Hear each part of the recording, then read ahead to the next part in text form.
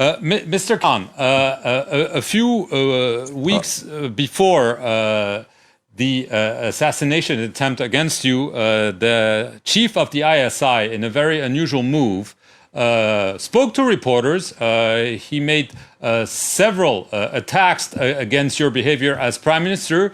Now, given what happened, do you think that this was a way to threaten you, and that this means there might be further attempts on your life? Well, firstly, Mark, the press conference which the head of the ISI did was very unadvisable.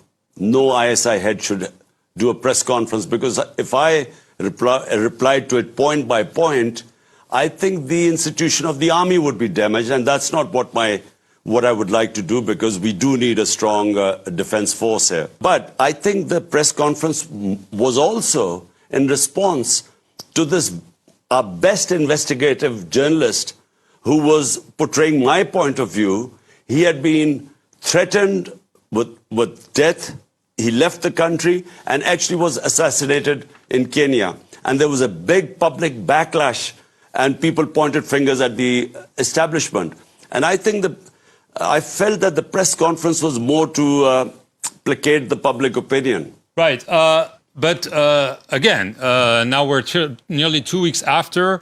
I imagine you've beefed up your security. Do you feel under threat of assassination? Do you think that they will try again to do what they failed to achieve? Well, unfortunately, Mark, I do think that they could try again, because, the threat remains.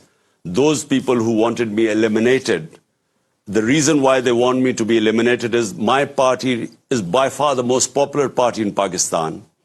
We have won 75% of the by-elections, despite the government party, the ruling party, all the parties put together, backed by the establishment. Despite that, we have swept the by-elections, and the popularity has gone up, basically because people do not want these criminals who are ruling Pakistan right now. 61% of the cabinet has corruption cases against them. So that's why I have massive public support. And I think they think that the only way to get me out of the way is actually eliminate me. So I think that there is a threat still.